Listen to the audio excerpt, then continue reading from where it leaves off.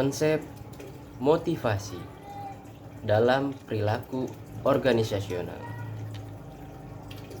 Kata motivasi, kata dasarnya adalah motif, yang berarti dorongan, sebab atau alasan seseorang melakukan sesuatu perbuatan, kegiatan yang berlangsung secara sadar.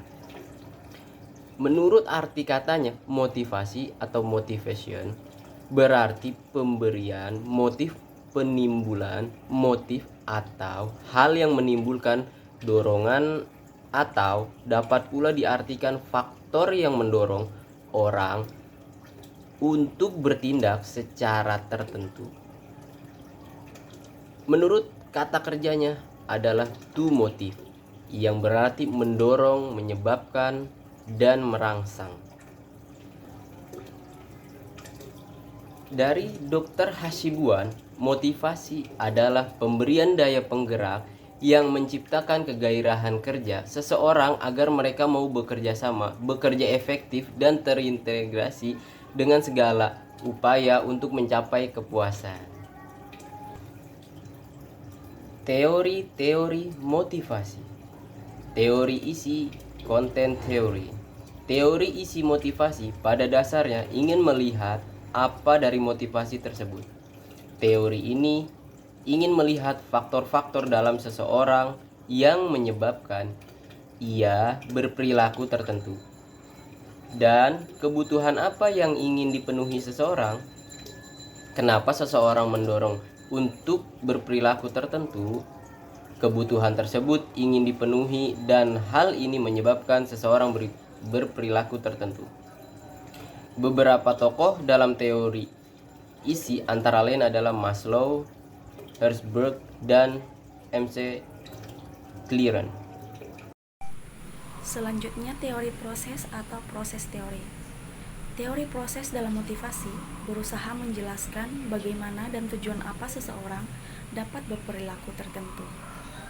Selanjutnya, teori reinforcement atau reinforcement theory, yaitu mencoba menjelaskan peranan balasan dalam mengatur perilaku tertentu. Kebutuhan yang melekat pada diri setiap manusia cenderung bersifat bawaan. Misalnya, kebutuhan fisik atau physiological needs. Kebutuhan ini merupakan kebutuhan yang harus dipenuhi agar dapat mempertahankan diri sebagai makhluk fisik. Misalnya, kebutuhan makanan ataupun kebutuhan pakaian. Selanjutnya, kebutuhan dari rasa aman atau safety needs, yaitu kebutuhan dari ancaman yang akan mungkin terjadi. Selanjutnya, kebutuhan sosial atau social needs.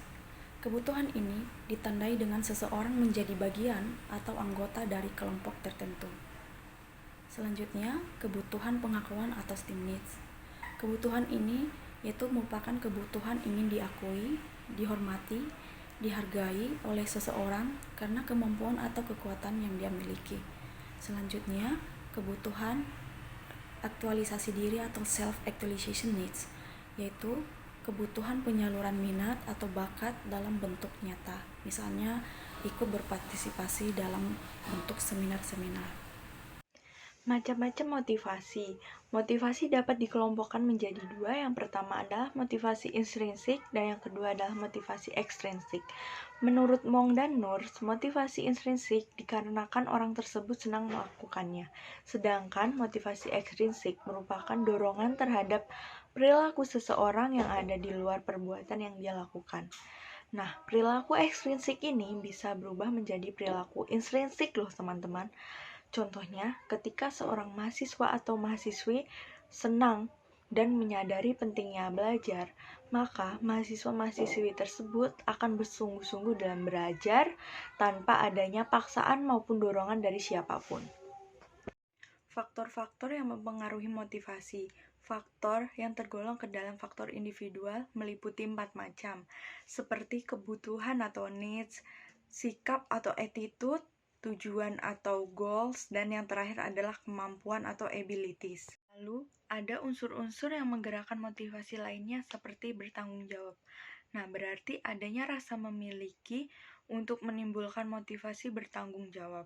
Kemudian ada pengembangan, keterlibatan, maupun kesempatan.